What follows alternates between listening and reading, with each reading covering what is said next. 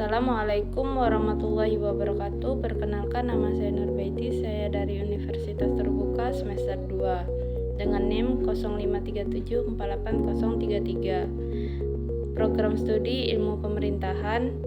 Video ini merupakan tugas 1 mata kuliah logika dengan kode ISIP 4211. Pada video ini saya akan menjawab soal tugas terkait macam-macam term. Yang pertama term umum, yang kedua term khusus, dan yang ketiga term konkret dan abstrak beserta contoh masing-masing term. Selain itu, saya akan menjelaskan dan memberikan contoh bentuk sesat pikir serta cara menghindarinya. Yang pertama, term umum. Term umum merujuk pada sekumpulan objek atau individu, bukan satu objek tertentu. Term ini mencangkup lebih dari satu anggota dan bersifat kolektif. Contohnya manusia, hewan, dan mahasiswa.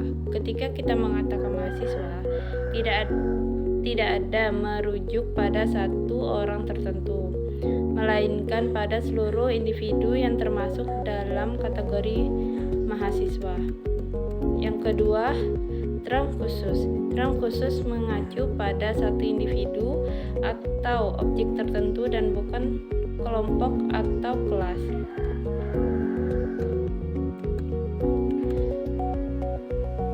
Contohnya, Soekarno, Universitas Terbuka Gunung Bromo. Term ini menunjuk langsung pada suatu entitas dan spesifik dan unik, misalnya nama seseorang atau tempat. Yang ketiga, term konkret dan abstrak. Term konkret adalah istilah yang menunjuk pada objek yang tidak dapat diraba, dilihat, atau dirasakan. Contohnya meja, mobil, orang. Term abstrak adalah istilah yang menunjuk pada konsep atau ide yang tidak bisa diraba secara fisik. Contohnya keadilan, kebebasan, cinta. Misalnya, meja adalah benda nyata yang bisa disentuh. Sebaliknya, keadilan adalah konsep yang hanya bisa dipahami secara intelektual, bukan fisik.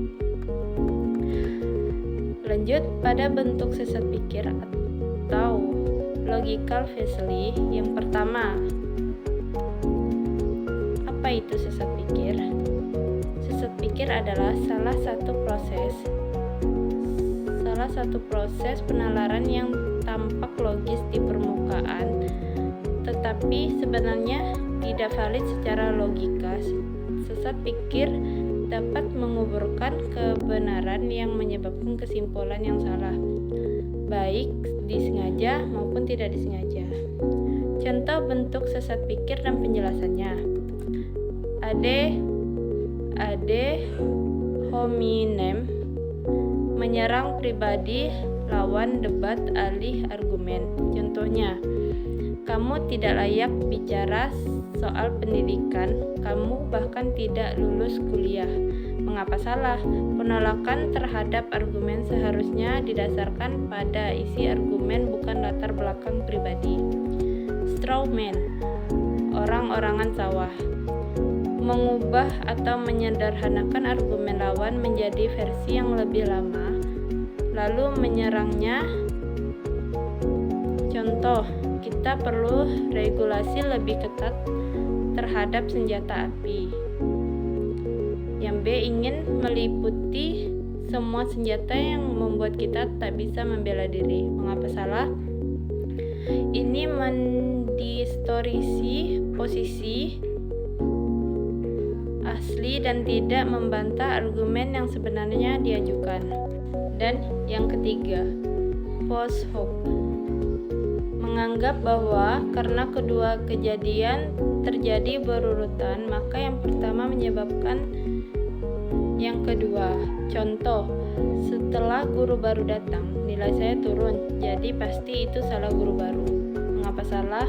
Korelasi tidak selalu berarti kausalitas. Mungkin ada faktor lain yang menyebabkan nilai menurun. Cara menghindari logical fallacy. 1. Pahami dasar logika formal dan informal. Dengan memahami cara argumen disusun secara logis, kita bisa lebih kritis terhadap pernyataan dan membedakan mana yang valid dan tidak. Yang kedua, evaluasi isi bukan sumber. Jangan langsung menolak atau menerima argumen karena siapa yang mengatakan, fokuslah pada kekuatan logis argumen itu sendiri. Yang ketiga, gunakan bukti yang relevan dan cukup. Pastikan setiap klaim disertai bukti yang memadai dan tidak dibuat-buat oleh atau dimanipulasi. Yang keempat, hindari emosi berlebihan dalam berargumen. Emosi seringkali membuat kita mengabaikan logika. Tetap tenang dan objektif sangat membantu dalam berpikir rasional. 5. Latih berpikir kritis secara konsisten. Membiasakan diri dengan berpikir kritis, mulai membaca, berdiskusi, dan menulis dapat memperkuat kemampuan menghindari sesat pikir. Demikian penjelasan saya. Semoga materi yang saya sampaikan memenuhi ketentuan tugas yang diberikan. Terima kasih. Wassalamualaikum warahmatullahi wabarakatuh.